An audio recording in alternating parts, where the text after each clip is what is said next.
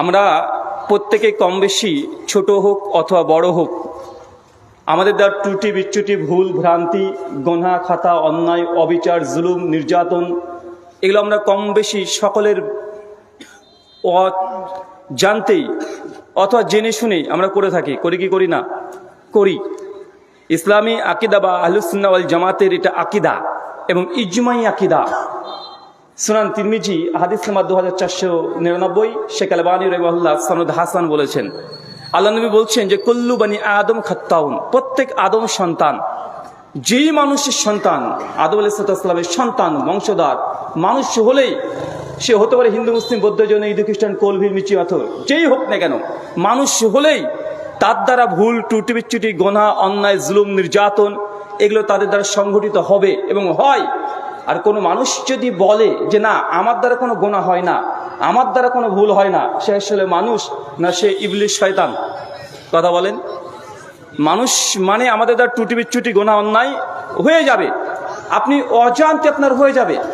সে মুসলিম হাদিস না 2749, সওয়াল ইমাল্লিল বাহাকি হাদিস নাম্বার 1600, মিশকাতে এসেছে হাদিসটা 2328 নম্বর হাদিস, সে মুসলিমের হাদিস।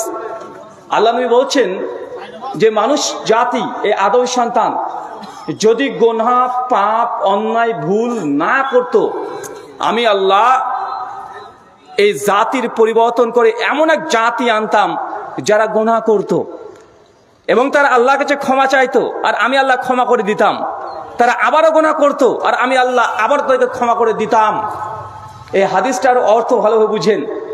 স্বয়ং আল্লাহ সুবহানাহু ওয়া তাআলা জানাচ্ছেন যে মানুষ জাতি মানে আমি আপনি যদি গোনা না করতাম, তাহলে আল্লাহ সুবহানাহু ওয়া তাআলা আমাদের পরিবর্তে এমন এক জাতি সৃষ্টি করতেন যারা গুনাহ করত, আর আল্লাহর কাছে ক্ষমা চাইতো, আর আল্লাহ ক্ষমা করে দিতেন। আবার তারা গুনাহ করত, আবার ক্ষমা চাইতো, আর আল্লাহ সুবহানাহু ওয়া তাআলা ক্ষমা করে দিতেন। তার মানে বিষয়টা বুঝতে পারছেন? বা আমি আপনি এটা বুঝে নিলাম, অতএব আল্লাহ মনে হয় চাচ্ছেন যে আমরা গুনাহ করি। কেন, গুনাহ যদি না করতাম তাহলে আল্লাহ সুবহানাহু ওয়া তাআলা আমাদেরকে কি সৃষ্টি করতেন না, অন্য জাতিকে নিয়ে আসতেন আমাদের পরিবর্তন করে। এই হাদিসের ব্যাখ্যা করতে গিয়ে ইমাম নববী রাহিমাহুল্লাহ তিনি আনছেন সারা সহিহ মুসলিমের মধ্যে, ইমাম বাইহাকি রাহিমাহুল্লাহ তার আসমা ও সিফাত এই গ্রন্থের মধ্যে তিনি আলোচনা করতে গিয়ে বলছেন যে আল্লাহ সুবহানাহু ওয়া তাআলার একটা নাম হচ্ছে আর রহমান, আর রহিম। আল্লাহ অসীম করুণাময়, পরম দয়ালু। আল্লাহ গাফফার, আল্লাহর অনেকগুলো নাম। এই নামগুলোর জন্যই মানুষ জাতির গোনার অস্তিত্ব বা গোনার এক্সিস্টেন্স থাকাটা জরুরি। কারণ মানুষ যদি গোনা না করত, মানুষ যদি পাপ না করত, তাহলে আল্লাহ যে তওয়াবুর রাহিম, আল্লাহ যে অসীম করুণাময়, পরম দয়ালু, তো মানুষ যদি পাপ না করত, আল্লাহ কার উপরে দয়া করতেন? এটা প্রশ্ন আসতো কি আসতো না? আসতো না? কেউ যদি গোনা না করে, পাপ না করে, অন্যায় না করে, তা আল্লাহ যে আর রহমান, তিনি আর রাহিম, তিনি যে ক্ষমা করতে পারেন, এটা যে তার জাতি সিফাত এবং স্রষ্টা হওয়ার জন্য এই সিফাত জরুরি। যার ক্ষমা করার এখতিয়ার থাকবে, যার ক্যাপাবিলিটি থাকবে, যে মানুষ বা যে কোনো জাতি যখন ক্ষমা চাইবে আল্লাহ ক্ষমা করবে। যদি কেউ গোনা বা পাপ অন্যায় না করতো, তাহলে আল্লাহর এই নামগুলো অনার্থক, অকেজ হয়ে যেত না।